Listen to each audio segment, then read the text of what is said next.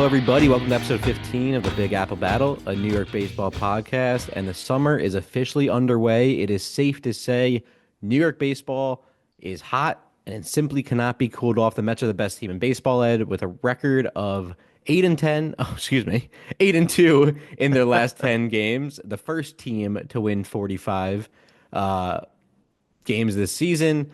While the Yankees continue to play consistently well all season long with no long droughts, kind of leading to a nice 4 game lead and nice cushion for you guys in the AL East. Ed, so I know we like to go at each other's throats a bit on the pod. We do it for the pod, the sake of the New York banter and the rivalry. But, in this moment in time, I don't think there's a way we could really just do that. I feel like we just got to tip our caps today, clap it up for each other, which is crazy. I'm saying that. But again, like, we're just playing such good baseball. So I think, what do you think? Can we be civil today? How about it? Yeah, listen, I'm always willing to be civil. It's just a matter of where you steer things and how much I gotta defend what's going on. No, listen, or vice versa. No, absolutely. We can be civil. We'll give everybody the glory they deserve, but let's also stop with the first team to 40 wins, first team to 45 45. wins, yeah. Everybody. Oh my God. Even your minor league team's doing it. The Brooklyn Cyclones. We're the first team in minors to 40 wins. Well, We're the that I like agree. I think everybody. that's Your absurd. whole it's just stop. Stop with the little that's all I'm gonna say. My big In the dig. same breath, you realize you said you're not going to I do did, I this, did, I and did, you're but I doing had it. to. I'm kvetching. I have to. It's I just see. I you see. can't help it. You said it. You started. See what I mean? I don't want to, but you were like first I team to didn't. 45 wins. I mean, it's I a just fact. have to say We're it. the first team to 41. We're the best team Who in baseball cares? record Does that wise. matter? Does We're that 21 matter? games over 500. We're the Does the best. first team to anything matter? No, That's what I'm trying to of figure out. course it doesn't matter. I know baseball. It doesn't matter, but it is nice to see that we're 21 games over 500. We're 45 and 24, and we have a nice cushion on the Phillies, and the Braves are in the bottom of the barrel in the NL East. Let me have it. You can't let me have it?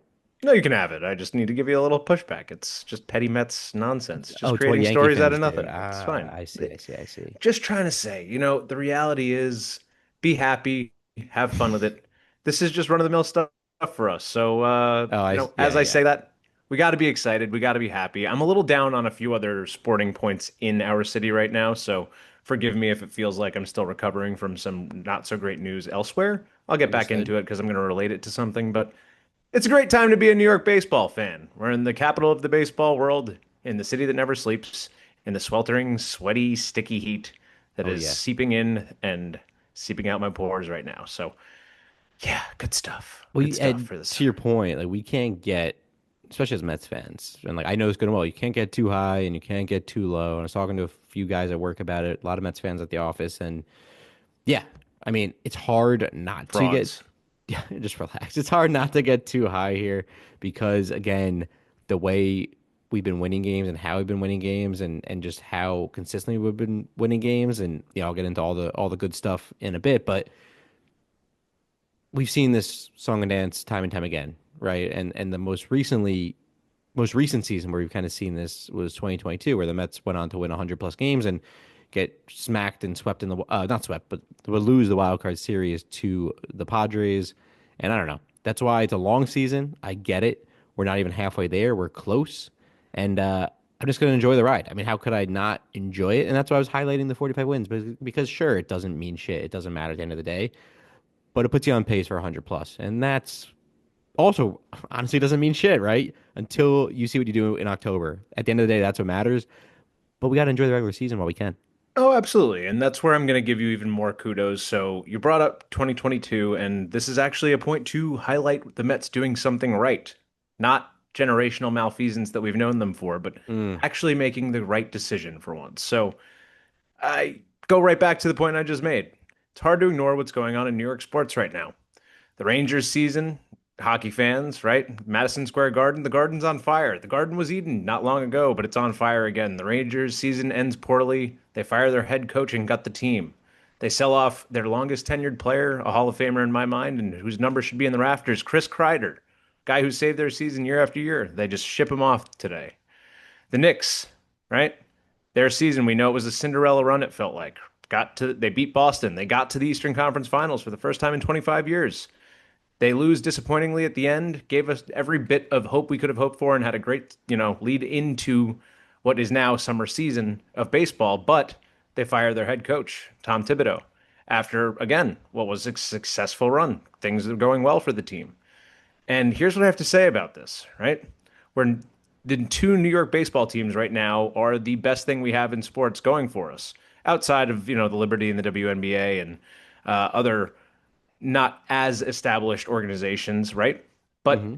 as far as major sports go, baseball and New York are synonymous right now for being the best. And what we're seeing is the Mets having done what they didn't for years. And the really the pivotal moment of this all for the Yankees and Mets, and the point I'm getting to is we're thinking about how the Knicks moved on from Tom Thibodeau after creating this culture, after building this organization, after having uh, a degree of success and sustained success, right? And like the Knicks, the Mets have a history of moving on from good managers too soon. I actually thought Buck Showalter was a situation where they might have moved on too soon. And maybe not, because, and I'll get to this point, but years prior, you move on from guys like Willie Randolph. Maybe, Bobby Valentine might have been a near at the end of his rope. Maybe you had guys who didn't deserve it. Maybe Terry Collins was moved on from too quickly, right? I agree. You've Yeah, I had would just say so. inconsistency is the point, correct? Right? Yep. Very much like the 1980s Yankees. They're all over the map, didn't know who to hire or fire. They got rid of Billy Martin 5 different times until he ultimately ended his own life accidentally in a car accident. Sorry, that sounds terrible. But again, chaotic Poorly worded. craziness, poorly worded. Sorry, Billy Martin, we love you, but horrible story. But again, 10 years of craziness after what we had, the Yankees had built some level of consistency and stability. They destroyed that. They learned from those mistakes in the 90s when George Steinbrenner jettisoned from Major League Baseball for trying to cheat Dave Winfield out of money. Another story for another Yeah, I day. Wow, appreciate the history lesson. Where we are you just sound like a going? glowing dude. This Where are is you a going good here, Ed? story. If you just Okay. hang on, you move on. Gene Michael comes in, right? And fixes it all up. Says we're gonna have some straight up legitimacy to this team, and we're going to have consistency in our leadership and throughout the ranks. And this is what I'm actually trying to say. Joe Torre comes in right after Buck Showalter is fired, right? Buck Showalter comes in the early 90s, sets the stage for those 90s Yankees. Gets 4 years, gets axed after 95 after a season that no one expected them to even have. Joe Torre then gets the job the year after, wins the World Series. We know how that went. 12 years of Joe Torre, then 10 years of Joe Girardi. Now Aaron Boone in his eighth season and extended through 2027, which would be his 10th season. So the strange thing is, Showalter led to Joe Torre and now might lead to Carlos Mendoza, right? And maybe Carlos Mendoza is your generational manager. Maybe he's the guy that fixes this. And what he's done in this time where people thought Juan Soto is going to be the guy or is ruining our team. Juan Soto, it's the end of the world. Oh, chaos, fire, it's all falling apart. Mets fans were the same boat, by the way, acting like they're not now because everything's going well. But in We reality, you were weren't, all no. in the same boat. So what is the So point, Ed? my point is, Mendoza's done a fantastic job. Maybe the Knicks are in the same boat, but seeing everything that's gone on with the Yankees, Mets, Knicks, Rangers, everything over history, it's good to see that the Mets finally made what looks to be the right hire that they are trusting. And they're sticking with him. They found a guy who they knew learned the Yankee way through that established setup from Gene Michael going back to the 80s through the 90s to having that consistency, to having that way of doing things. And someone who recently also commented on this, former Met Pedro Martinez, talking about how that Yankee way is something different and how he admires it. Not something you'd ever think you'd hear from a guy that really Yankee fans have often hated and mostly, despised. He's saying this because he sees what's going on with the Red Sox now and thinking, hey, maybe they need better leadership. So, again, the Mets have the right voice right now. It's good to see that because all the things that could have gone wrong to this point probably should have or would have under most other managers at this juncture. Yeah. So, I just want to give credit where it's due and give that history lesson because it ties so much of what New York does wrong and right into one quick or dragged out Not narrative never and quick point. with you, Ed. I love you, and that was a great history lesson. I will give you credit. And I appreciate you again giving us again kudos and a shout out. And I think it's well deserved. But at the same time, you left out a big piece there. Talking about 2022 season, right? And talking about Mendoza and the signing, coming out, post Buck Showalter era. It's actually the moves that they made that I feel like they chose to not repeat the cycle and repeat the cycle that they did with the Wilpons, right? It's shipping off some of these older, high paid veterans that just weren't working at the deadline. And I remember it being August of 2023. Sorry, because that season just after 2022 was a full kind of just flop, right? And at the deadline, they sold off Scherzer, they sold off Verlander, and a handful of other guys. No, no, no, no, no. I'm cutting you off right there. They both, Stearns and that whole crew, that was all Stearns Yeah, and Uncle who do you Steve. think? They Who do you wanted think? Verlander. They wanted Scherzer. They Yeah, but who made do you those think I'm stupid giving? mistakes. Yes, yes, but listen, I'm not saying they didn't. I'm saying they made the right choice by not repeating those mistakes and just Uh, keeping them on the payroll, keeping them on the payroll. If you let me finish, it would have got to my point. But the point I'm trying to make is that I don't those know. Can you give a moves, team credit for making dumb decisions that get the previous manager fired and then no, give you them the can't. same credit to now It's called fix their giving them credit. mistake? It's called giving them credit for course correcting and seeing and identifying a mistake they made without just being so prideful and egotistic, where you keep Sure. sticking with that. So it's And that's not. a good point. It looks like you're not admitting you're wrong or a fault, right? But they did the right thing. They unloaded those guys. They got prospects, and we know that there's still some guys who are up and coming who have made it to the big leagues so far. Regardless, there's depth there. It allowed cap space to come out stronger and push harder into obviously last season's roster and now 2025 roster. So that I think is the biggest thing and the biggest difference in this Mets team now, the ownership group, right, and what it used to be is just the idea of like, sure, maybe we're not perfect, maybe we're gonna fuck up and make the wrong signing, but at the end of the day, we're gonna admit we're wrong. We're gonna be self-aware and we're gonna course correct, and they did. And I think that's all excellent, and I agree with that statement. And I think that's a lot of what the Stearns mentality is, right? Especially the way he deals with pitching and a lot of just, not really being too attached to anything, right? Again, we're talking about pitching primarily in that situation too. So, Hmm. but yeah, and that's where it also ties back to the Knicks point. Maybe they did make the right choice. They said, okay, Tom Thibodeau, the head coach of the Knicks, gets us this far. We'll get rid of him, even though he's got 3 years and $30 million left on his contract, because we think we need to get somebody else. So maybe that point is true. But all that being said, I still want to say, I don't think that you're in the situation with the most, the first team to 40, 45 wins in a season or in this season without Mendoza being there for this particularly. I believe it was a really tumultuous time that could have gone much worse. I agree. I don't think I'm overblowing that. I actually, and I said it how many episodes ago? Two or three? This is when Mendoza is going to show you the manager that he is. This is where he's going to earn his money. And he's not earning nearly as much as he probably should for the egos No. that he's got to manage in that room. So I'm just saying, there's the kudos. It all ties together. You're right. It's a much better run organization than it had been in previous years. And that's as much as I'm going to say that's good because Well, really, I also just wanted to talk about the connection to Buck Showalter leading into potential, runs of success, setting up the eh, runs of success. and don't get twisted. Like I am super happy with the Mendoza signing. I always was, and I thought he was a great baseball mind, and he's proven again to be a strong manager in this league, and hopefully for years to come. I'm sure we're going to sign him to an extension very soon. I would hope, and yeah, I mean, let's see what he could do. Obviously, there's some really good star power on this roster and talent. So it's not all Mendoza, but he's the one pulling the strings behind the scenes, with David Stearns kind of puppeteering them all. So, yeah, man, I know. So we go into these episodes, guys, with roadmaps and segmentation, but Ed's the historian. I'm the over talker and overthinker. So yeah, it's not a recipe for success and keeping on track, is it, Ed? I also have ADHD, Hey, so we're on track. Here's the issue. We we're always not start on everything track. with a loosely related topic that No, connects no, because everything you have to together. go in history and talk about hockey and baseball and Barney and It's a New golf York and baseball podcast, and sports are part of baseball in New York, and it all no, ties I respect together. it. I got it. New York is New York.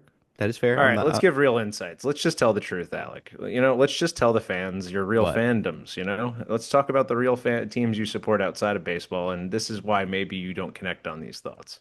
That's ridiculous. We don't need to do that because We don't. baseball is Oh, my I number see. one love and joy. I see what you're trying to do. Take a shot at Oh. the team I root for the NFL, which is the LA Rams. Shout out the Rams. Shout out Matt All Stafford.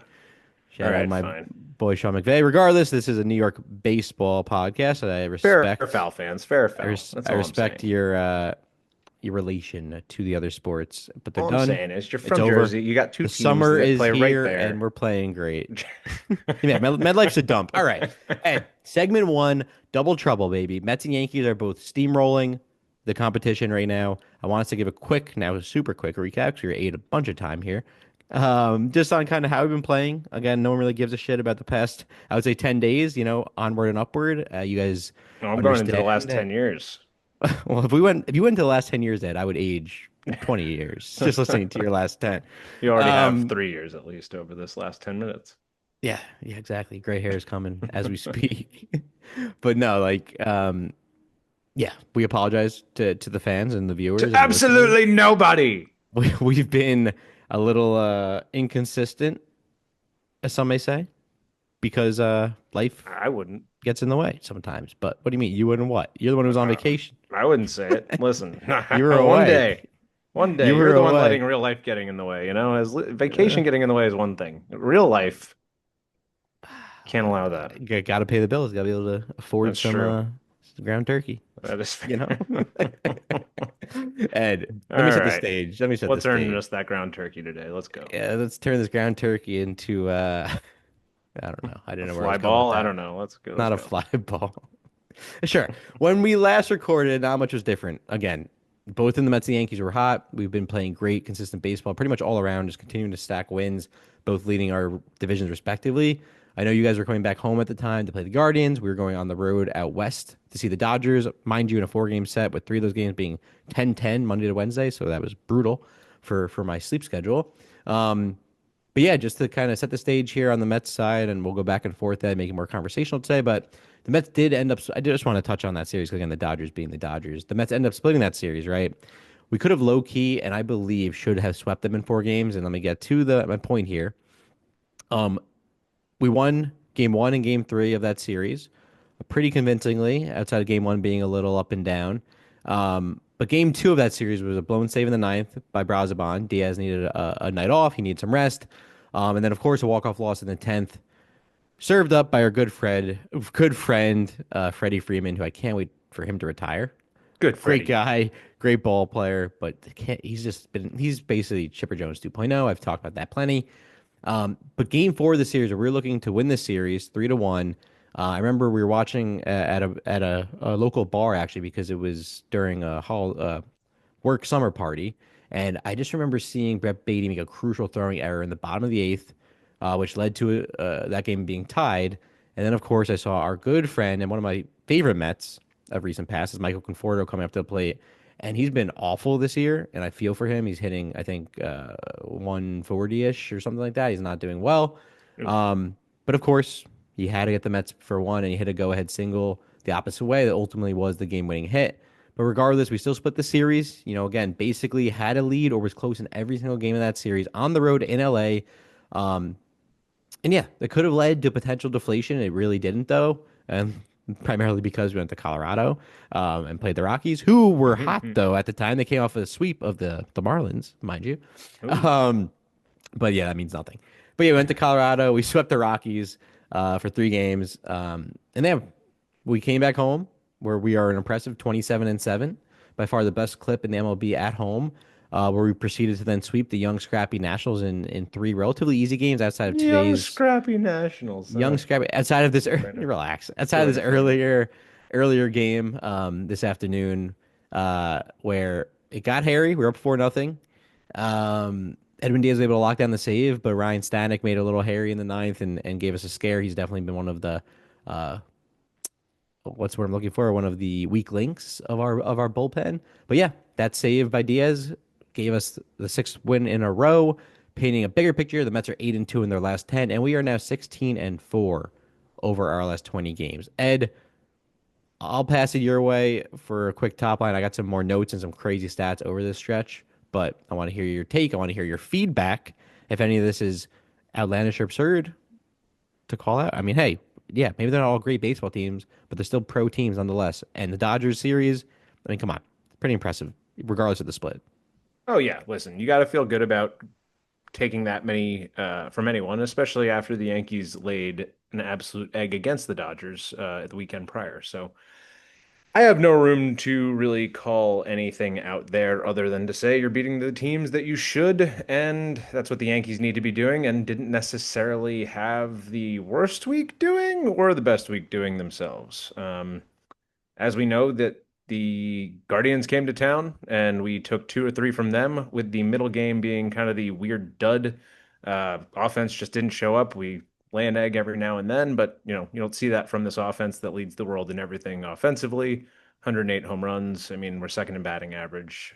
first in OPS, everything else. So feel good about all of that.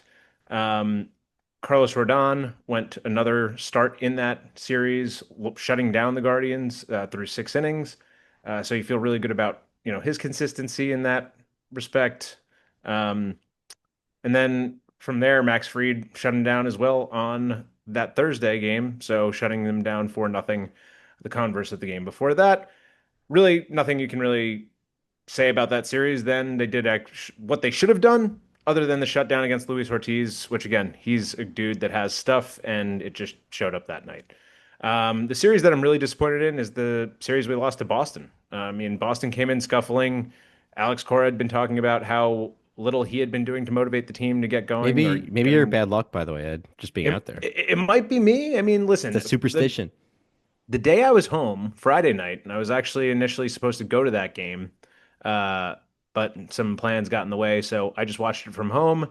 Um, Love that game. Can't complain about that. 1-9-6. The offense showed up. Will Warren looked great for the most part. We had a little bit of a scuffle at the end of that outing, but showed what he's made out of. And Jazz came back, knocking in four, looking fantastic. And really, part of the whole storyline over the last couple weeks is while Grish and Goldie have slowed down a little bit, guys like we've got DJ coming back to play some of that smooth jazz, right? So DJ LeMahieu and Jazz Chisholm are picking up the slack in the meantime, both hitting up over 400 over the last 8 games. Ooh. DJ's driving the ball with 3 extra base hits, 444 batting average, 531 on base, playing a strong second base defense, which I did talk about me not loving that idea, especially when Jazz coming back, having gone to his position at second base at first, to start the season, and then coming back to start at third. He comes back, has looked really good at third base. So as long as he can stay healthy, that's been the issue for us and him, because everything lineup wise is looking like it's starting to click. Again, even in that series that we lost to Boston, we win that first game 9-6, we lose the next two 7-10 and 7-11. Now, that game 7-Eleven Slurpee. Saturday, 7-Eleven Slurpee, exactly. That Saturday game, what are you going to say? I mean, Ryan Yarbrough just didn't have it. He's carried the team pretty much every other time he's had to, but especially against, in that Sunday game against the Dodgers last week. In this one, he gave up 8 runs to Boston. So that's going to happen. What are you going to do? He's a soft thrower, matched up well for Boston. And in a game where you didn't really think you were going to score 5 runs off of Garrett Crochet, which we did, and to still lose, not what you want to see. But again, Yarbrough has done everything you can ask of him. And to see the offense doing that against an elite starter, what are you going to do? Complain? You really can't. It is what it is. We still have a significant lead on them. They are fourth in the AL East. And what does suck to say about all that, too, is Roldis Chapman coming in and closing us down, man. That does not look good. Ooh, that's Um, bittersweet. and this is why you're saying that it's all my fault, because on that Sunday game, I know we're recapping the whole thing, so I'm going to stop. Rodon gave up a couple home runs, which has always been his bugaboo. We lose that game again, 7-11. I'm in Boston for that game, folks. My girlfriend brought me to Boston for a late birthday gift to I had gone to school there for a year and she wanted to see Fenway and take me to Fenway and do all the stuff that is Boston. So What a great girlfriend. I know. We went to the Bell in Hand Tavern. It's the America's oldest tavern to watch the game. We were up 2-0 when we walked in, and let's just say I wasn't a very happy lad when I walked out. But I wore my Yankee hat, and nobody beat me up because really, what rivalry is there right now? Not much of one. I did see Roman Anthony make his major league debut though at Fenway Park, so that was kind of cool. That's pretty sick. Sox #1, and no one even knew it was happening. It was a rainy, crappy day, like no fanfare about it. Got tickets on the baseline for like $35, like perfect, right? Monday night game, and 2 hours beforehand, they're like, "Yeah, Roman Anthony, number 2 overall prospect, Red Sox #1 prospect, makes his debut tonight." Went 0 for 4, and the Red Sox lost in 11 innings. Great game. Beautiful day out at the ballpark.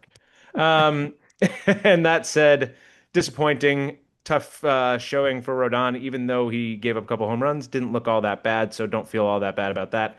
And now we're playing the Royals, You and bounced we back nicely, right? already won the series there. So feeling good. Pitching's looking good. Clark Schmidt bounced back after his loss last week, shutting down the Kansas City offense with a 6 inning performance, 7 strikeouts.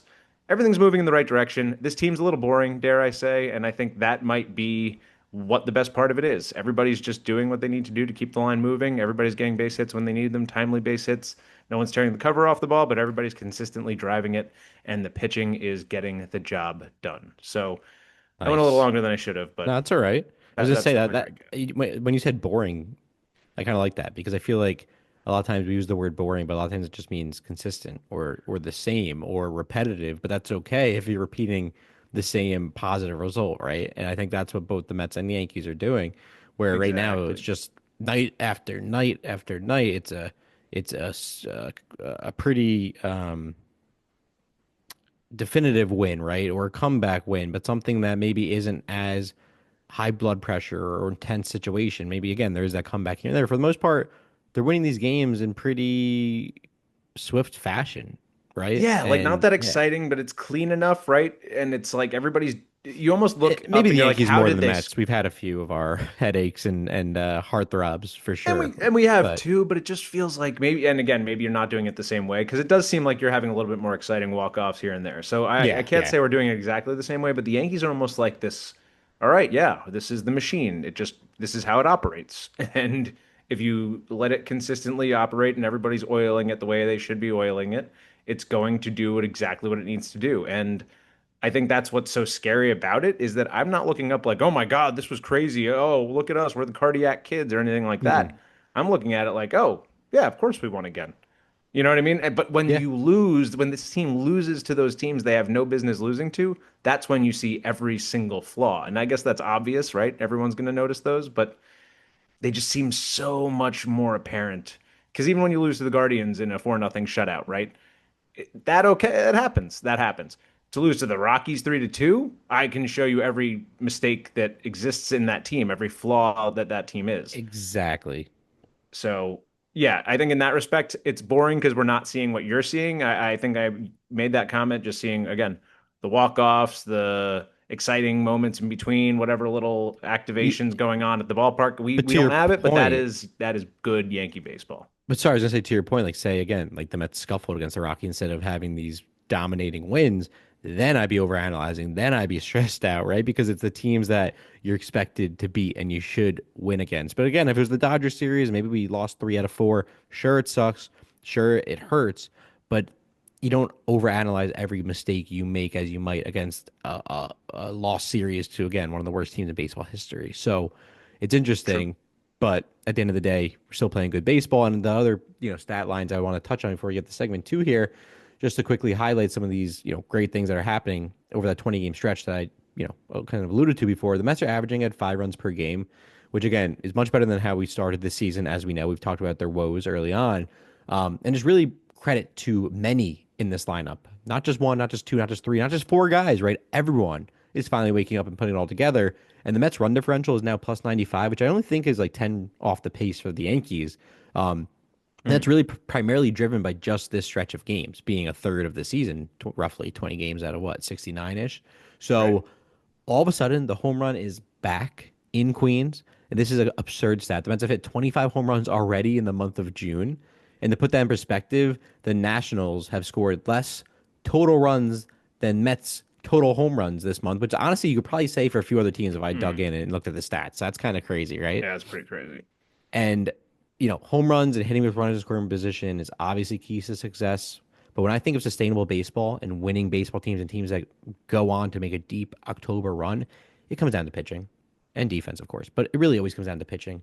And the Mets team rotational ERA in this 20 game span is 2.84, which again continues to do well and tracks with basically how we pitched all season long.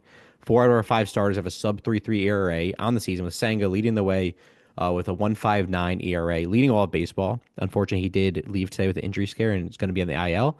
I will touch on that a little Yeah, later. that was scary. Pete Alonso, I can't say bad things about him, but learned to throw the ball to first base because he overthrew Senga. He had to reach up. He stretched out his leg. It's a hamstring thing. I'll get Yeah, into but it. Senga's saying, yeah, he felt it before that, so who knows Yeah, if well, he's he's a protecting good his boy. teammate. Yeah, Yeah, yeah. good teammate. But yeah, P was beside himself. But regardless, it seems like it was a scare and just a strain, which what 10 days maybe. So You well, you never never know. know. You never know. Fuck me. I said out loud, I'm like, God damn it. But prayers up for Senga. He's literally leading the league in ERA, so that one fucking hurt. But Peterson just finished a rare complete game shutout. They don't see many nowadays in modern baseball. Against the Nationals, helped lower his season ERA to a 2.49. Clay Holmes continues to prove the project was a great idea. Ed, uber consistent, posting a 7.3 win-loss record with a 2.95 ERA. And Canning, while he has regressed to the mean, like we like to say on the pod, he's still posting a strong 3.22 ERA and a 6.2 record, so he's still getting the job done, even if it hasn't been as flashy and pretty in most recent starts. But still one full earned run plus better than what he's done in last season and basically his career. So can't complain. And then, No. yeah, lastly, again, these guys are limiting walks.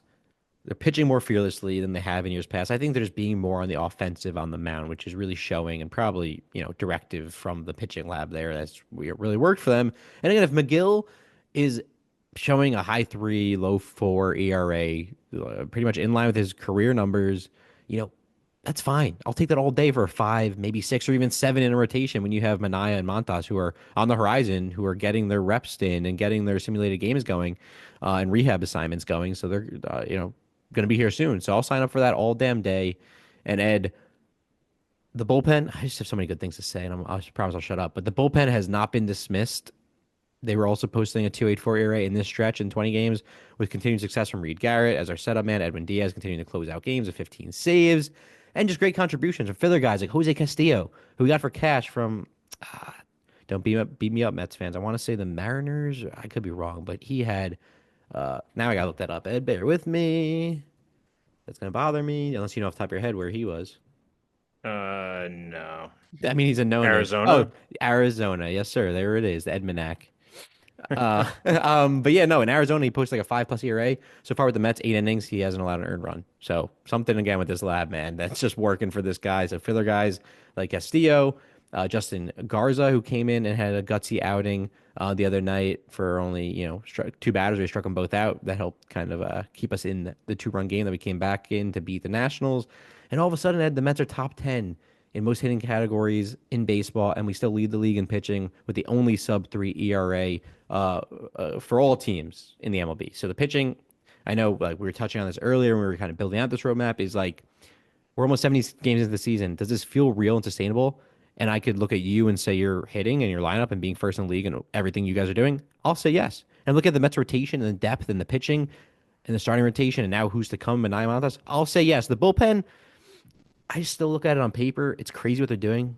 I still think it's going to regress, to be honest, and be a real fan and be a real baseball guy. It can't. These random no name guys can't keep just dealing like they are, but maybe they can because Stearns is cooking. But Hmm. not just well, the whole pitching lab is cooking.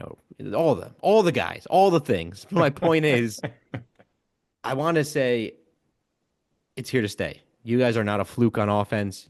That's going to be here the whole way. And I think our pitching is going to continue to thrive. And sure, if it regresses, it doesn't matter because the offense has figured it out.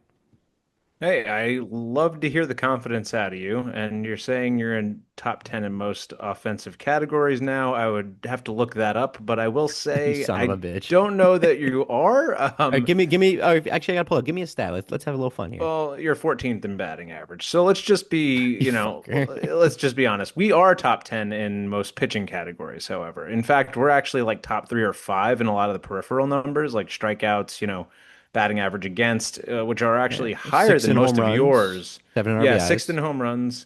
Well, that's where you are in home runs and RBIs now. Well, that fifth makes in sense. OPS. That's a big one. So come on. Oh, okay. So maybe you're further up in other things. That's fair. That's Top fair. 10 in runs.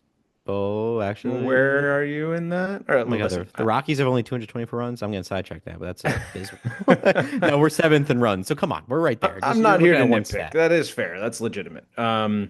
So I yeah, said but I, most. I think what's actually going to happen for you guys is you're going to have that more. You're progressing in that respect. I think you're are still going to regress in the pitching category. I don't know why there's going to be a drop off. There just is. Bullpen or You're starting or both, you say? both. You're not Fair. you're not consistently up there in terms of the pitching staff or the sorry innings pitched by your starting rotation is not that high up there as far as the league numbers go, right? Hmm. You're actually throwing less of your starters, and it's probably part of the plan, right? Keep your Yeah. guys healthy, keep 6-man them rested, rotation. 6 man rotate, exactly, all that jazz. But here's the first domino, maybe with Senga. You never know what's going to go on the rest of the way. I just find that something there is going to regress, but it is sustainable in terms of Yeah, are you going to be this type of team that is a really good pitching team and a really good hitting team? Absolutely. That's what you're built to do.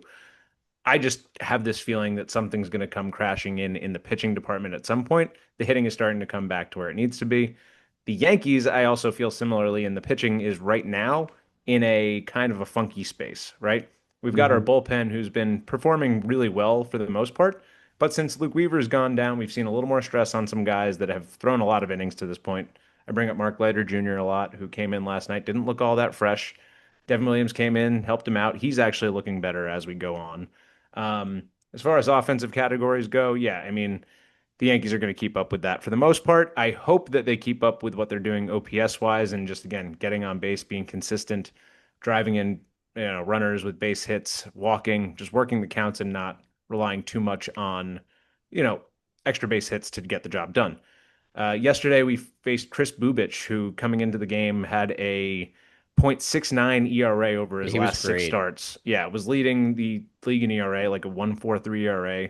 Um, and in his previous four starts against Detroit, San Francisco, Minnesota, and Houston, not bad offenses in either one of those or any one of those teams, had a 1 ERA in those four starts. Hadn't given up more than one run in a start since April 27th, and the Yankees put a five spot on him yesterday. So that offense is just consistent as they come. It wasn't done with a bunch of homers. It was really it started off with a Cody Bellinger triple, got a base knock here, a base knock there, here a base knock, here, there a base knock, everywhere a base knock. Old McDonald.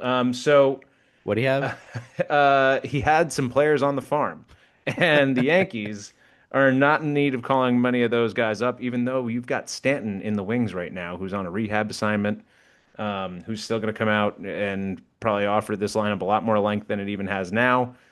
People say there's stress with, Ben Rice getting at bats and Goldschmidt and everybody that you're going to have to work, time out of the lineup to get him in. I But hate when people say that. I think it's just, I mean, it's a bad problem to have, right? It always is. I mean, sorry, it's a good problem to have. exactly. But then Depth. then then you get the point that's like, oh well, a good problem's still a problem. Well, fine. But that's what these guys get, paid to do, to manage and figure out the time that they're spending. And the Yankees aren't young, right? They're not an old team, but they're not young. So you need these guys to get a little extra time, right? Yeah. DJ getting a day here and there is okay. Jazz, who's coming back from, he's the one of the younger guys, still needs to get healthy. So if he needs a day here and there, needs DH, okay, great. If Stanton misses a game here and there because he's coming back, it's fine. You need to work these guys in, and that's kind of make my point. Offensively, what we're dealing with is kind of what you're doing on the pitching staff side, right? So managing and accounting for that time and making sure guys stay healthy and so on and so forth. So yeah, like I said, everything is feeling really good. I don't want to give away too much going into the next segment because I know Yep. we're Yep. gonna, We can name make a some good guys some things. So transition. yeah, I think that's a good But transition to get back into wherever you want to go.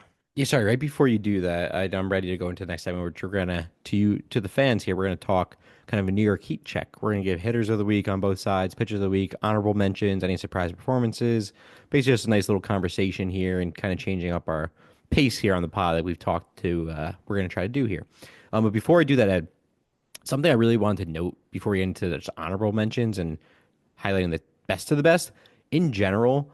What has worked on the Mets offense is the top 4 and 5 in our lineup, right? It's the guys that you expect and the guys who struggled to start the year. It's your big four, right? It's your Lindor, it's your Nimmo, who's now figured it out again, the two hole, which is huge. That's so underrated, by the way, is Nimmo's performance because we know we're gonna get from most of the other guys, but Nimmo has been pretty rough, dating back a season plus now, and he's starting to figure it out again. And you know, alongside Lindor, Soto, Alonso, and Nimmo, just since May 29th, mind you, this is omitting the game today. I pulled this stat. I just wanted to read it real quick. Is Lindor basically in a 19 game span, 902 OPS, 5 home runs, 10 RBIs. Soto, 953 OPS, 5 home runs, 15 RBIs. Alonso, 1.1 OPS, 8 home runs, 26 RBIs. And Nimmo, a 923 OPS, 4 home runs, 9 RBIs. And this is not even counting Jeff McNeil, who's also red hot, which I will get into on the next segment again. But like, this is what you sign up for. This is your formula, right? This is what you expected, and it's finally paying off. Where you're big 4 or 5 now with McNeil starting to figure it out and be himself. I mean, that's what you need to go the distance, right? And then the role players come and do their thing at the bottom of the order, right? The only thing So I could say could be stressful in that respect, and just because it hasn't happened to this point this way yet, right? I what's mean, that? it's the team is doing fine, so it's not been a problem.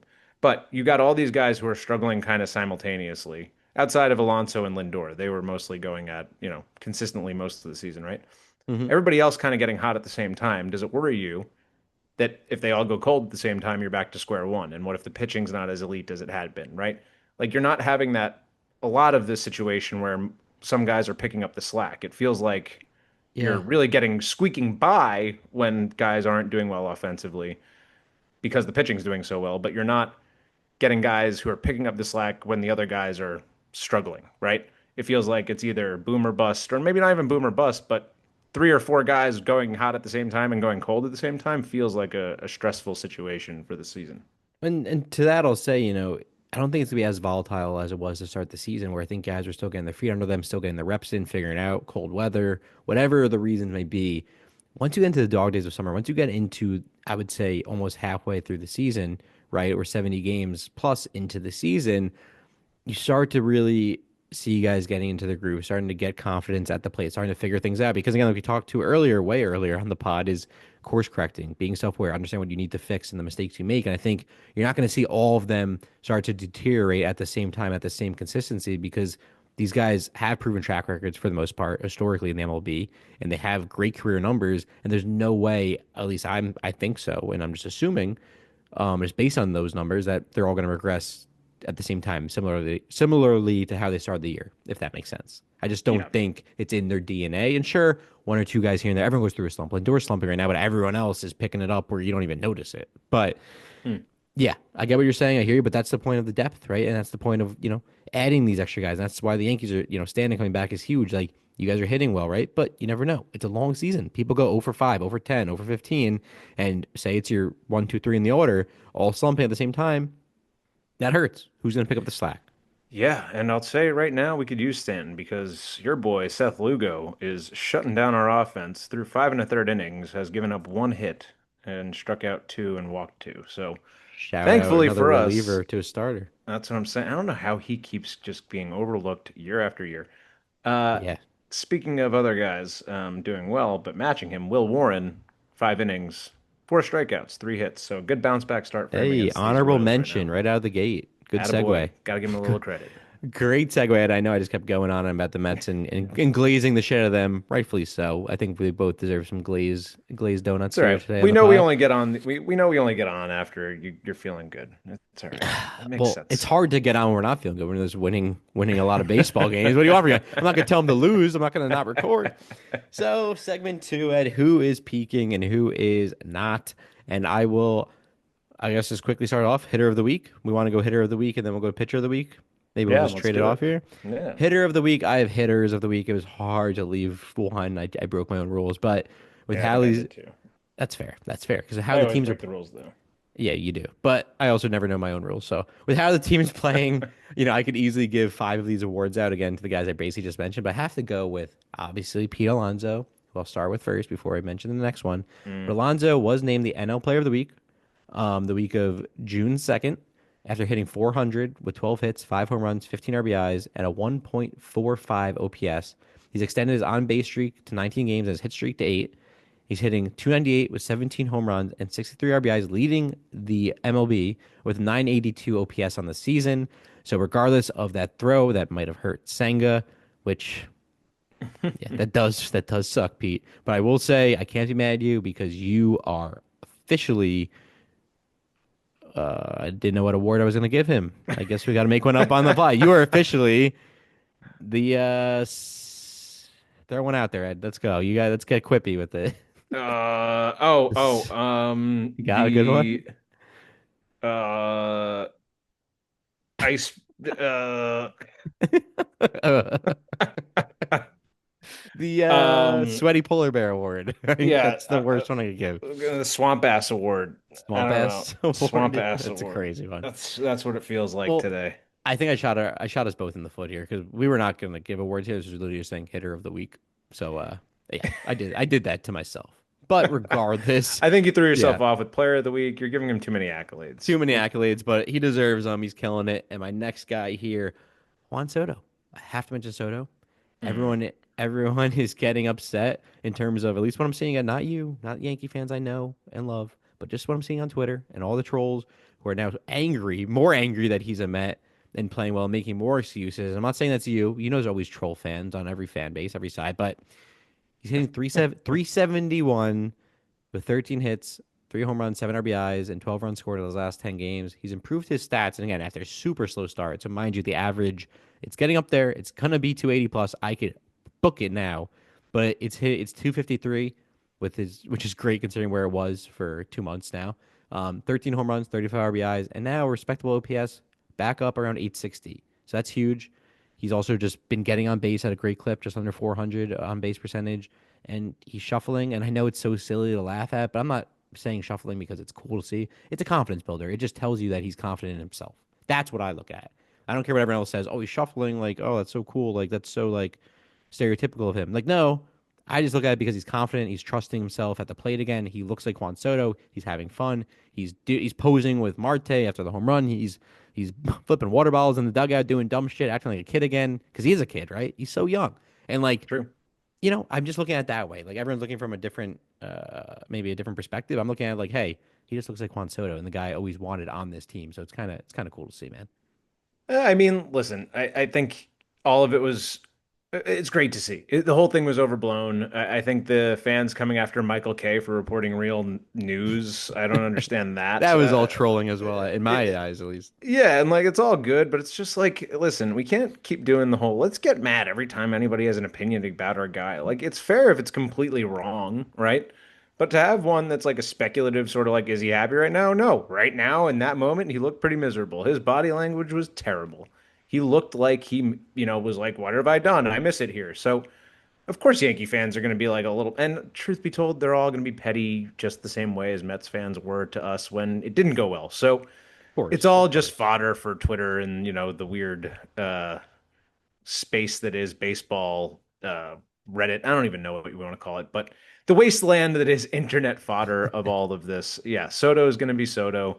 And And listen, he's happy, and that goes well for everybody. If he's hitting well, then everybody else feels a little better about themselves because then they got a little more protection in that lineup, and it only lengthens it and makes them feel like the big bad guys who are going to come and take your title from whatever it is town that you're in. So well, and Ed, to that point, sorry not to cut you off, but that's also what I was going to add is like, hey, he looked miserable, and maybe everyone attributed to him being miserable, being a Met, but he was miserable because he wasn't playing well. And we know I wouldn't say we're athletes anymore. Past, no, we're athletes. Fuck that.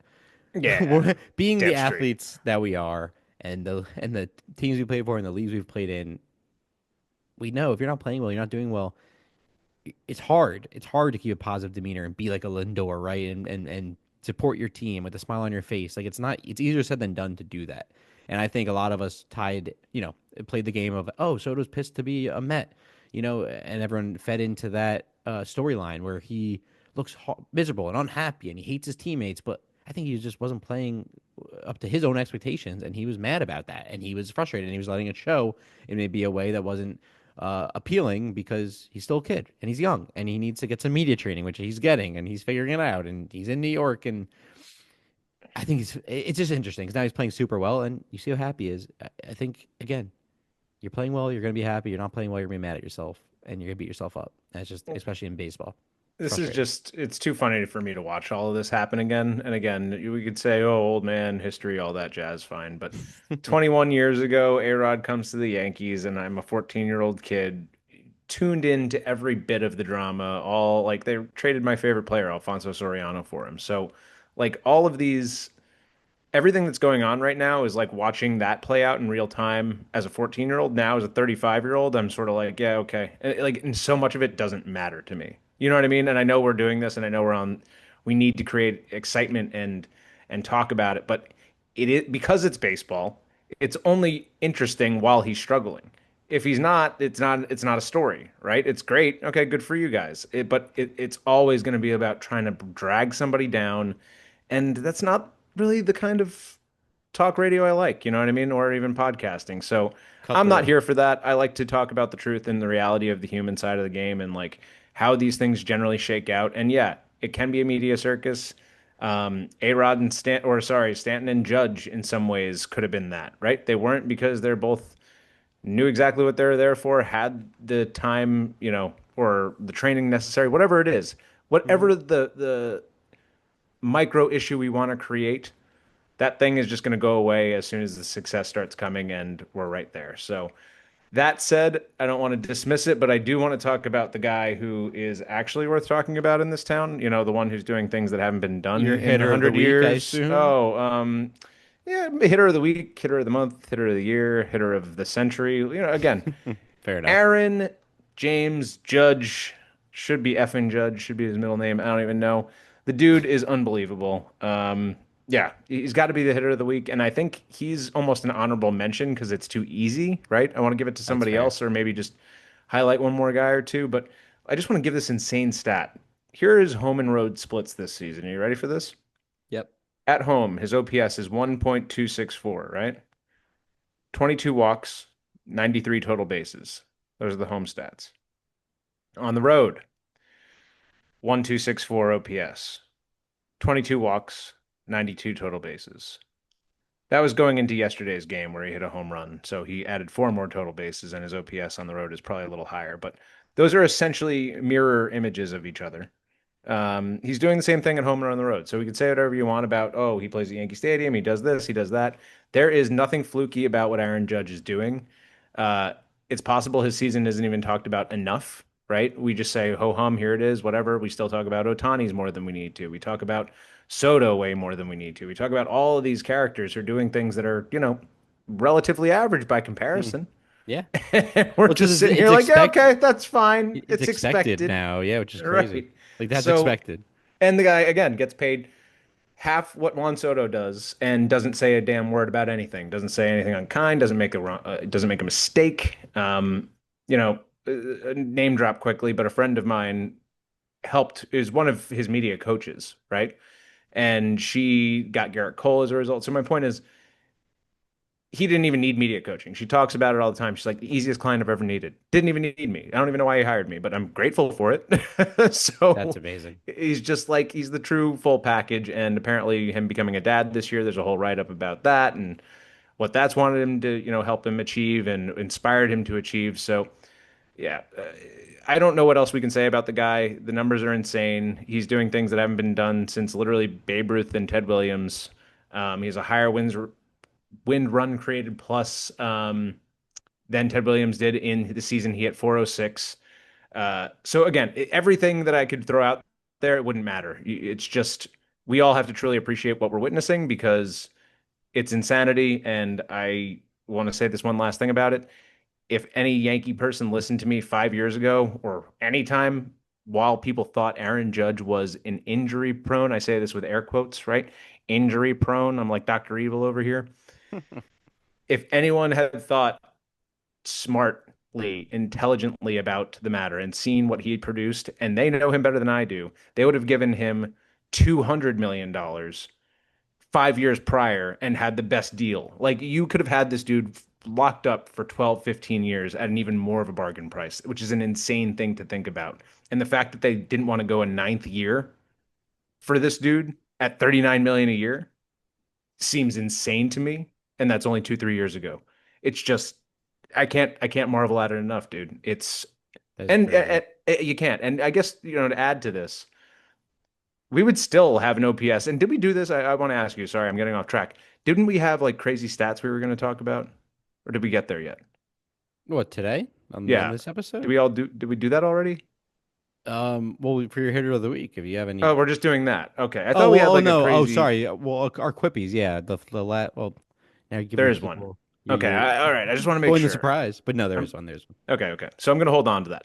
Okay. Beyond that, I just want to say DJ LeMahieu hitting 444 since his return or over his last 9 games. Got to give him a little credit there. We all gave you all the numbers on that. And Austin Wells is Don't probably give too many I'm going guys. too Don't many. give too Austin many Wells, guys. just Don't give too Austin many. Wells, just Austin Wells. This is I it. had to catch you, and you're gonna That's give the whole it. team again. Nope, No, that's it. not hitter of 333 the with week. 10 RBIs, most RBIs by the team. So it was a hard one. I had to talk Respect. about Judge, but the other two guys are doing well. And if we only talk about Judge, we're not talking about the team. So Fair enough. LeMahieu and Wells are doing some good stuff, driving in runs and producing in ways that Judge isn't. But again, that's what you need for a team to be consistently good offensively. And So there you Ed, go. not to. I'm not doing anything here. I don't want you to think I am. I'm just saying, Aaron Judge, what he's doing is insane and it's amazing. And I'm just being a baseball guy here. You can go And for it. I just need to say for him to be, I don't even know how to put it. Like he's going to be truly considered one of the best players of this generation, but in terms of clutchness, I just want to see him show up for you in October. And I'm genuinely saying that. Just not against the Mets, but I just want to see him show up for you in October. And, it hasn't really been done yet. So I think that's the one piece that you guys are waiting on, no? The And only then thing let's not I'm go crazy on this No, one. I Just won't. I quick. won't. I'll push back very quickly. Man, you're gonna give the people the idea that I can't stop talking ever.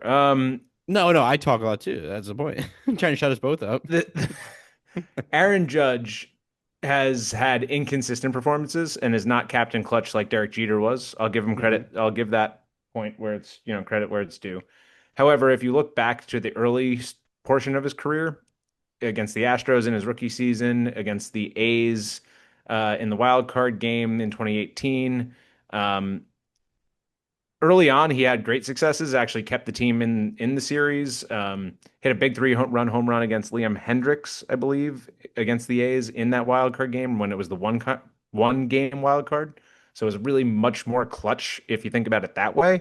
And yeah, he's had other guys that are doing the work for him in Stanton and Soto had one big home run in the playoffs last year. I'll say that. But Stanton really is taking a lot of those moments, even Glaber and Volpe. So having some big home run moments in the World Series. So I don't know what it is. I would love to see it. I think he's still solid, but yeah, he has not been otherworldly and has not been what we would come to expect in the regular season. So Maybe it'll translate better now. Who knows? I think that there's just something he's unlocked. I don't know how to explain it. There's just something about the way he's going about his approach. It's It's not just like, so oh, easy.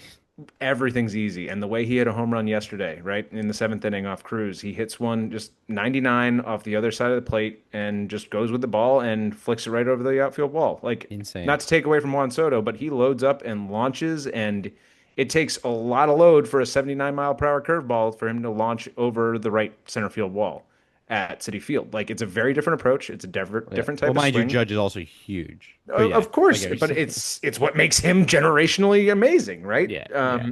And again, remember, there was a whole first round that people could have picked him. Even the Yankees picked two people before they picked Aaron Judge. So Yeah. it's everyone was worried about that size translating. So not to take away from Soto, but even just the types of pitches this guy's homering on, it's just like what? It doesn't even make sense. I It's get it. hard to fathom. So. But yeah, in the playoffs, we want to see it happen. Let's see. So I think this is the year. I said it at the beginning of the year. I think this is the bounce back. Well, I appreciate the response here. Do you want to go pitcher of the week? Let's just do we'll do one. Let's try to do one. Both of us have to abide by the rules. You do one, I do one, and we're gonna go quick, and then we'll get to our awards, final awards. All right. Is that's the final decision? Just want to make sure. Why? That's the Why are you final saying it choice. like that? Final choice. Final answer. Final One answer. All right. pitcher. One. All Well, right. I have two. One. This one's kind of easy, and I kind of want to give it to two, so I'm gonna sneak in my second one really fast. Devin Oh, what the Williams gets a fuck, little dude? bit of a quick shout out because Devin Williams is pitching a lot better of late in the absence of our boy Luke Weaver, who hopefully will come back sooner than later with that hamstring strain. They're saying 4 to 6 weeks, but he's got PRP injections, so hopefully he comes back. Anyway, bullpen will figure itself out. But that being said, the pitcher of the week's got to be Max Fried. Can't give it to anybody else. I Mm, mean, Schmidt's doing really well outside of that one loss, but again, Fried, two starts, 1.38 ERA over those two starts, 11 strikeouts in 13 innings, and a .69 WHIP. So not letting anybody on. Gave up one home run in that time, two earned runs over those 13 innings. So yeah, I he's like got to it. be the guy. That's your Who guy. you got? I got David Pearson. How could I not? Complete game shutout against the Nationals, 9 innings, 6 hits, no walks, 6 strikeouts, 106 pitches. First full game shutout of his career, lowering his season ERA to a fourth best ranked in the NL at a 2.49. In his last two starts, 16 innings total. Again, he's going deep in the games, 9 innings and seven respectively. Allowed just 3 earned runs. One was against the Dodgers, mind you, still performed well. 13 hits, 2 walks, and 12 Ks with an ERA of 1.69. And then even another bigger sample size here. In his last five appearances, he's 3-0 with 28 strikeouts and a 1.78 ERA. So Peterson, again, since that hip surgery, the back end of last year, we saw what he did in the playoffs. He's just really showing that he's a number two in most rotations in this league, and he's turning into. Obviously, I'm not gonna say a Max Fried, but he's reminding me of like a Mackenzie Gore level guy, right? A consistent, strong, tall, ground ball strikeout lefty who throws strikes and doesn't walk many, right? And he's pretty efficient. And that plays nowadays. That really does. And there's probably 5 or 6 teams in this league where he could be a number one in the rotation, the way he's pitching, the way he's been pitching over the past year plus. So with that, that's my guy. And just quickly sneaking in Sango, just because of his injury, I want to touch on placed on the IL after his hamstring strain today because of Pete Alonso's Hamstrain. hamstring, hamstring, ham bone, because of his hamstring strain from Pete Alonso's errant throw. Unfortunately, praying to the baseball gods, it's 10 days max, and he just gets rest. We know Sanga loves his rest. But yeah, man, his ERA sits at a 1.47 and a 7-3 record, so still best in the National League. So I had to give him an honorable mention and a shout out here, Ed. So Oh yeah. segment 3, everybody, the Quippy Awards are back. We have some fun ones. We're gonna be quick because we got to wrap this up. Um, Ed, let's go one for one. I'll start it off. How do you feel about that? I'll give us the quick title of each Quippy Award for the fans. Yeah, sounds good. Go All for right. it. So the chef's kiss, I like this one. This is the best single at bat or moment of the week, and I love this one because there's so many at bats in a baseball game that get overlooked and overshadowed, and we know it's like a chess match, right? Ed? That's why we love this sport. Hmm. Let me paint the picture. Eighth inning. Let me try to remember what game. Oh, game one of the Mets National Series, right? Setting the tone for the series. Eighth inning, the Mets were clawing their way back, down 4-0, pretty much, just down all game. I think it was 4-0 at one point. 4-1, 4-2, 4-3, whatever, or maybe three. This is what it was: 3-0, 3-1, 3-2, at 4-2, and then eighth Hmm. inning, we're down two. Marte's up with 2 outs, nobody on, 0-2 count. Bottom of the eighth, we're down to, all right, this is a wash. We're just going to lose this game. Coming back home, it's one of those kind of just blah games where you're just kind of throwing the towel. We pitched some, C bullpen guys, but no. Hmm. Marte falls behind 0-2. He works the walk, fights his way back in the at bat, which just opens the door to a chance. So are you saying there's a chance? Saying there's a Soto chance. Soto drives him in with an RBI double, smoke to the right field that kicks up off Robert Hassel's glove. Alonso then drives him in and does what he continues to do, leading the league in RBIs with an RBI double, where the Mets later won on a Jeff McNeil walk-off and set the tone for that series, ultimately leading to a sweep. So that is easily the best single at bat of the series. There are others, but how can you not be poetic about that in baseball? That's so overlooked, but that's a huge, huge walk. Oh, you gotta love that. It reminds me of the Yorby Bebas walk a couple weeks ago, Yes, and against just the us. energy that builds that. Exactly. So they're huge, and you love to see those moments because it just, yeah, it carries that energy, that confidence, and you just never know what it ignites. So, yeah, And especially a with the win. So gotta and with feel those good about Bob that. and with those guys behind them, you know that's your goal up there, just to get on base, and he did. Absolutely. And that's Kudos to keeping the Marte. line moving, man. Sometimes baseball is boring, but that is when it's the most sexy. So Hell yeah. I So dig that. who's your chef's kiss? My chef's kiss is got to go to the boy, the Grish's kiss. Our boy Trent Grisham has cooled off at the plate of late, still boasting a solid 822 OPS. So just goes to show how hot he was early on in the season. But in yesterday's game, I'm going to bring it real back to something very recent. Please. Wasn't contributing with the bat as much, drew a walk and scored, but he did have three massive plays that were all replay overturned calls, and he did it in the coolest way every single time. So one situation was I believe there were runners on, and it looked like a liner that was going to fall. Grish comes in, makes a splendid diving catch where the glove just gets in between the grass and the ball, obviously. It's initially called a single. Grisham pops up and just starts running to the dugout for the inning ending thing. Doesn't even care that they call it a single. He's saying, no, go. Check the replay. They check it. Sure as hell, they're all waiting at the dugout and they go back in. Second time, another play happens. Michael Garcia, I believe his name is, Yep. right? He's the one who he and Volpe have a little bit of a thing, and now he and Jazz have a little bit of Saw a that thing one. going on. It's whatever. It's all nonsense. They're just trying to get into the kid's head. But point is, ball gets lined into the gap in left center field. Grisham cuts it off, kind of in his nonchalant way, but comes up firing, and Garcia, catches everyone's surprise, runs to second base on what looks like should have just been a single. No reason you should be trying to stretch this. Grisham gets him. They did. I don't know if this was overturned or what. I don't think this was overturned. They called him out, and it stuck with out. It could have been a safe call either way, but big play, get that out. And then the last one was another overturned call on what would have been a base hit that advanced the runner to third base, overturned at the end of the game when we most needed it because were running into some dicey issues with the bullpen. Makes another great play, stops the overturn call, whatever. Point being, change the complexion of the game with three strong, sterling defensive plays in center field. This is a dude who didn't get much playing time last year because of Juan Soto taking up an outfield spot. Mm, So it just goes like to that. show how the complete makeup of the team can make for a better team. Not necessarily best player all the time making the better team. It's just that, yeah, complete offering by the squad. So A Trent Grisham, defensive mwah. kiss, if you will. Exactly. You Those are the said best ma. kinds. Mwah. That little mustache, the Ma. mustache. That's fucking great. The mustache. All right. I like it. I like it. I like You it. know? So the next Quippy Award, the cold brew. Player still, this isn't really an award, I guess, but the player is still not pulling their weight. And I'll be quick about this one.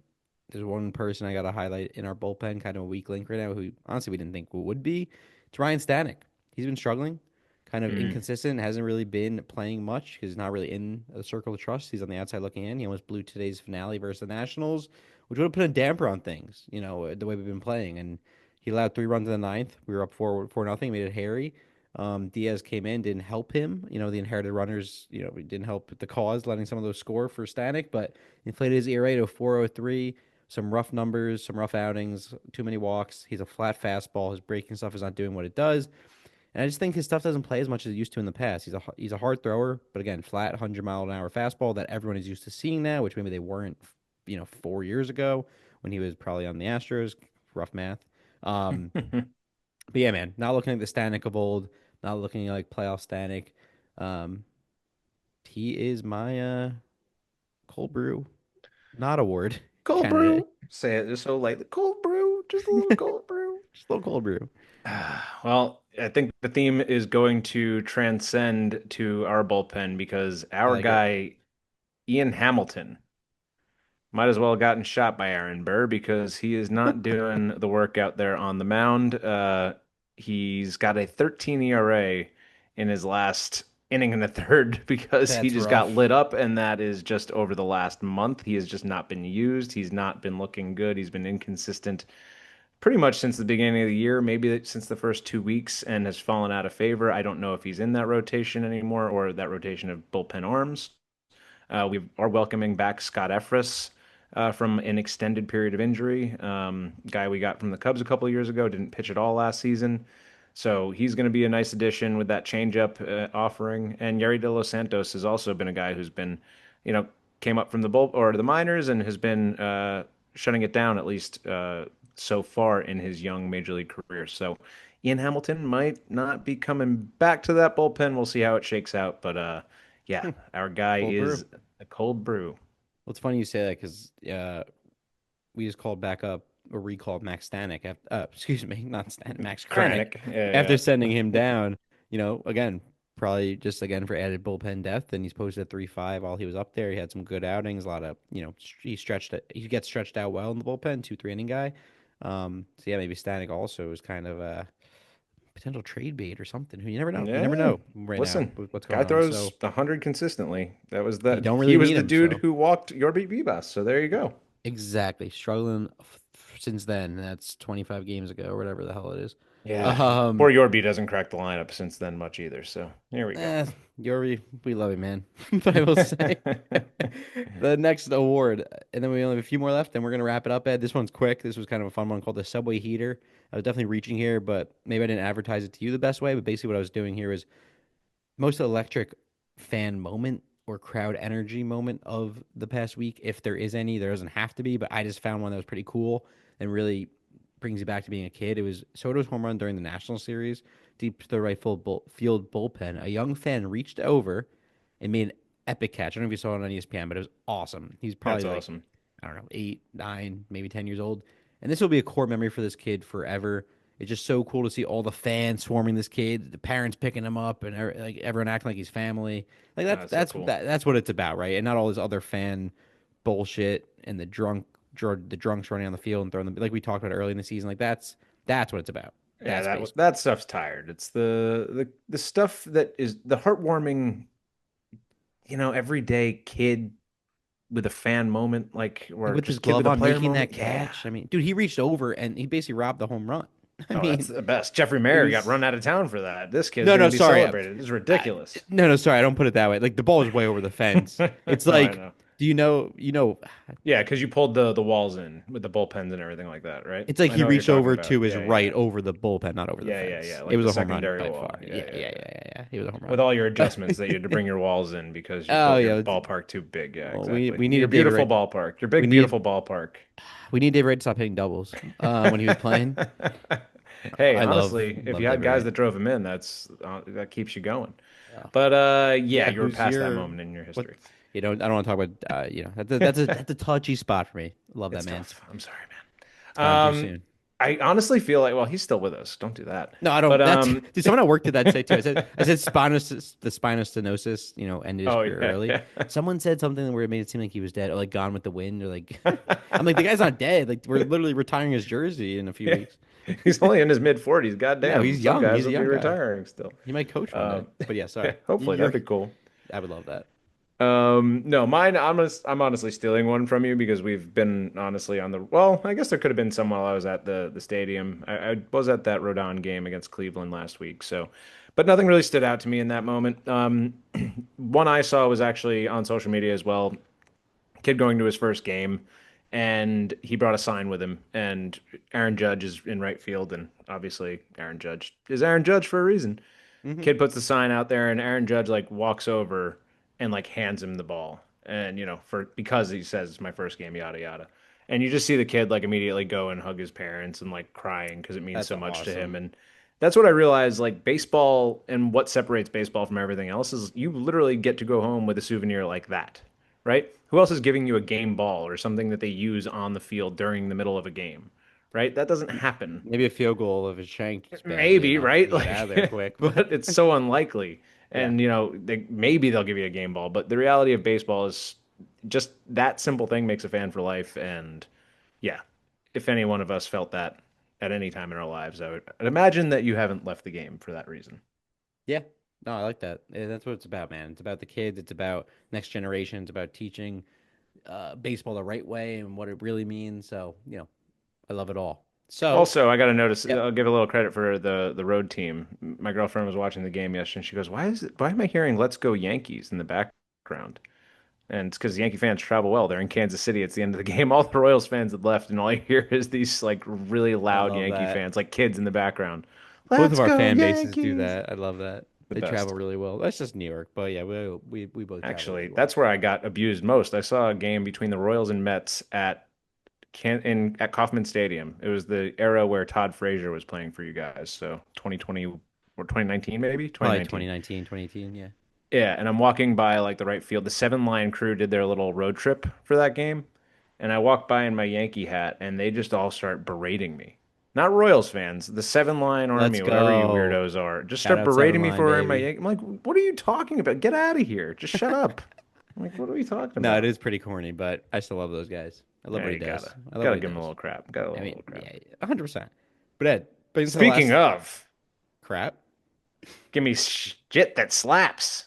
Oh, it's like the crap award. No, this is the stat that slaps. Craziest There you stat from the go. week. Yours is probably much crazier than mine. I'll quickly start off and let you wrap it up in a nice bow.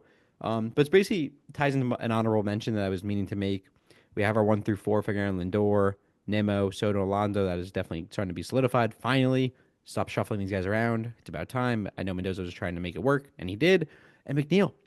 Jeff McNeil, baby, slotting in the 5 hole. He all of a sudden is red hot. He's all of a sudden in clutch. He's all of a sudden the batting champ, Jeff McNeil. I mean, he's found his way back. Jeff the Squirrel McNeil, last 5 games, slashing 400, 8 hits, 3 home runs, 7 RBIs. And on the season, he's now hitting 270 with 7 home runs and 22 RBIs with a 911 OPS. And he's figuring it out on all fronts. He's happy Jeff, and happy Jeff is a happy Mets fan base. Happy Happy to see him Jeffy. back. You gotta love it. No more fights about the squirrels or Hey, raccoons. Jeff and LeMahieu, we touched on these guys, I think, a week or two ago about them, like, fading away and not being the batting champs of old. Both And of go these guys. figure. They Let's go, said baby. go shove that right in the dark hole. I don't even know He what I'm said, saying. "Slap that shit." Slap that Schmidt out of here. Hell yeah! But I'm sure your stats crazy, but I had to give Jeff the No, I shout love out. hearing that. Actually, I've been holding on to this for the whole episode because I clearly forgot where it was supposed to slot in. So, Right at yeah, the this is my ending. coup de grace, baby. Here we go. If we didn't talk wax poetic enough about how great the Yankee offense is, prepare to be amazed. First of all, I just want to say this one last thing before I get into that, because Ben Rice hit a ball to left center field earlier that got tracked down right in front of the wall at Kansas City. That is a deep drive to the opposite field. Ben has been hitting the white off his rice. All right, this dude Rice peel is off. crapping rice peel off, peeling off the cover of the ball is what he's doing because he's just hitting into the worst luck, kind of like Juan Soto. I think he and Juan Soto are like neck and neck for worst luck rates right now. But the way that ball jumps off his bat is insane, and he's not getting a lot of reward for it. I just want to say it because I had seen the highlight earlier in the game. But here's the real crazy stat. Ready? And Ben Rice does factor into this. We posted this to the Instagram earlier, but I'm going to dive into it a little bit. Without Judge, the team still leads, right? The Yankees still lead the American League in OPS and win runs created plus, right? So big stats. And for the team to lead in OPS is a huge deal. Why is it such a big deal? Because last year, the 2024 World Series team, the American League champions, right, had 6 of their 9 starters finish with OPSs under 742. 6 of them were in, 5 of them, I should say, were in the 600s, right, for the full season. Wells, Volpe, Rizzo, a couple of others, Oswaldo. This year, of the qualified hitters in our lineup, of the 9 starters, the lowest OPS belongs to rookie Jason Dominguez, whose OPS is 742. Wow. So that means everyone in our lineup right now is hitting over 742, and we had 6 such players hit under that last year and still made the World Series. That statistic is an absolute insane thought to consider if they can keep up anywhere close to this and again get through to the World Series because now you're looking at a team that doesn't seem like there's many holes, at least offensively to expose or even defensively. Sorry, you said that's the lowest? That's the lowest on our starting lineup right now of qualified hitters. Man, it's crazy. I'm just like looking at the Mets just for like a reference point of like qualified guys, and you have Oh, for your reference, on the Royals, there's like 4 or 5 with 600 OPSs right now, five or like six. considering like starting lineup, Right. right? Like Yep. not Starting like bench lineup. guys. No, I mean, qualified hitters. Exactly. it's tough. I mean, the Mets one definitely the lineup shuffles a bunch, but yeah, there's definitely at least 3 or 4 with 700. Plenty with 8 plus, but yeah, that's crazy. That's Which is nuts. crazy. And that's not to say that like, other teams are crap for not having it. It's just insane that we are. And when I say I'm shocked by that, I am because I don't look at this team like they're doing anything that insane, right? I said a little boring, a little, but that's what consistency does. And when you got guys who can hit home runs, can hit for average, can hit or can draw the walk, and you can keep that line moving, and you get guys that are consistently hitting 20 home runs with 100 RBIs, that's the kind of lineup they may be building, right? And I Yeah, say that with a guy like Anthony Volpe, for example, who last year had 12 home runs and 27 doubles all season long, right? He's got 8 home runs and 20 doubles right now through 65 games.